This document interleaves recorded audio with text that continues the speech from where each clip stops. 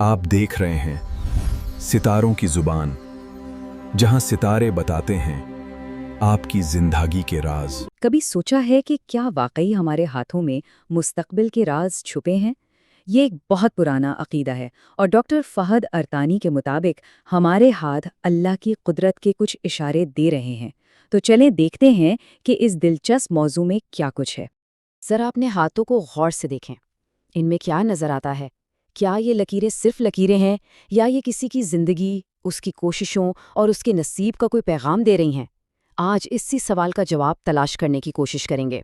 तो शुरुआत करते हैं उंगलियों से, क्योंकि माखज़ के मुताबिक उंगलियों की लंबाई भी एक ख़ास पैगाम रखती है। यहाँ एक बहुत ही दिलचस्प बात है छोटी उंगली के बारे में। अगर किसी की छोटी उंगली तीसरी उंगली के सबसे ऊपर वाली लकीर से ऊंची हो तो इसका मतलब है कि वो शख्स दूसरों से आगे रहेगा और अपनी कोशिशों में कामयाब होगा। लेकिन अगर ये लकीर से नीचे रह जाए तो शायद जिंदगी में मुसलसल मुश्किलात का सामना करना पड़े। लेकिन परेशान होने की बात नहीं है। माखज़ कहता है कि दोनों सूरतों के लिए रूहानी हल मौजूद है। अगर उंगली लंबी है तो या मुज़िल्लों का विर्द मज़ीद आगे बढ़ने में मदद दे सकता है, और अगर ये छोटी है तो या बदीउल अजाए बिलखैर का विर्द मुश्किलात पर काबू पाने की ताकत बख्श सकता है। अच्छा, अब आते हैं शहादत की उंगली और तीसरी उंगली के मुकाबले पर।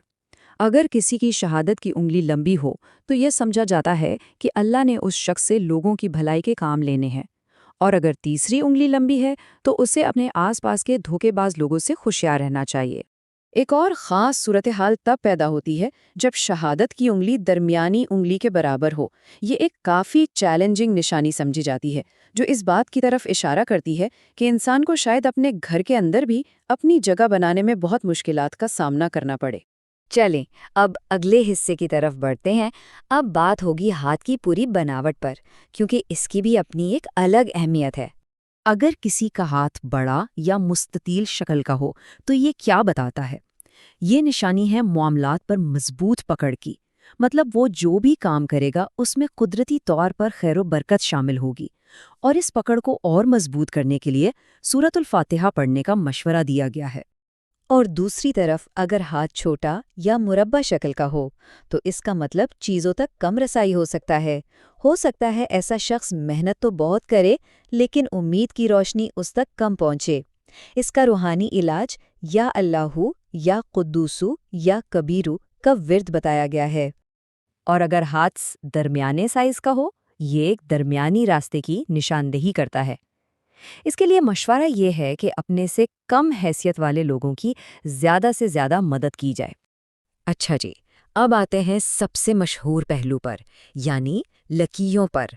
ख़ास तौर पर जब दोनों हाथों को मिलाया जाता है तो क्या होता है? तो सबसे अहम नुक्ता यही है, जब दोनों हाथों को मिलाते हैं और दरमियानी लकीरें देखते हैं तो अगर वो मिलकर उर्दू के हर्फ बे जैसी शक्ल बना लें तो ये बेपनाह किस्मत की निशानी है। तो यहाँ बे की दो कहानियाँ हैं। अगर ये बे बिल्कुल मुकम्मल और बराबर बनता है तो ये बेशुमार दौलत, इज्जत और वक़ार का इशारा है। लेकिन अगर ये बे टूटा हुआ या ऊपर नीचे हो तो ये बेवजह की रुसवाई, धोखे और कोशिशों की नाकदरी का सबब बन सकता है। अच्छा, अब एक और चीज़ देखते हैं। ज़रा अपनी मुट्ठी बंद कीजिए और गौर कीजिए कि शहादत की उंगली और अंगूठे के दरमियान क्या शक्ल बन रही है। यहाँ 3 मुमकिन निशानियाँ हो सकती हैं। अगर एक्स या क्रॉस का निशान है तो इसका मतलब है कि मौके कम मिलेंगे और तरजीह भी कम दी जाएगी। अगर वाई की शक्ल बनती है तो कामयाबी तो मिलेगी, लेकिन शायद काफ़ी इंतज़ार के बाद। और अगर त्रिशूल या 3 धारी तलवार बन रही है तो जिंदगी में मुश्किलात का सामना बार बार करना पड़ सकता है। इन तमाम निशानियों और इशारों के बाद अब हम आते हैं इस तज्ज़िये के असल पैगाम की तरफ, और वो ये है कि माखज़ का असल जोर पहले से तयशुदा अलामात पर नहीं बल्कि इंसानी कोशिश पर है। ये ताकतवर आयत, जैसा कि माखज़ में बताया गया है, पूरे नज़रिए का मरकज़ है। ये हमें याद दिलाती है कि तकदीर से बढ़कर कोशिश की अहमियत है। तो माखज़ के मुताबिक हाथ की लकीरों से बेहतर 2 रास्ते हैं। पहला, इन्हीं हाथों से खूब मेहनत करना, और दूसरा, इन्हीं हाथों को उठाकर अल्लाह से खूब दुआएं मांगना।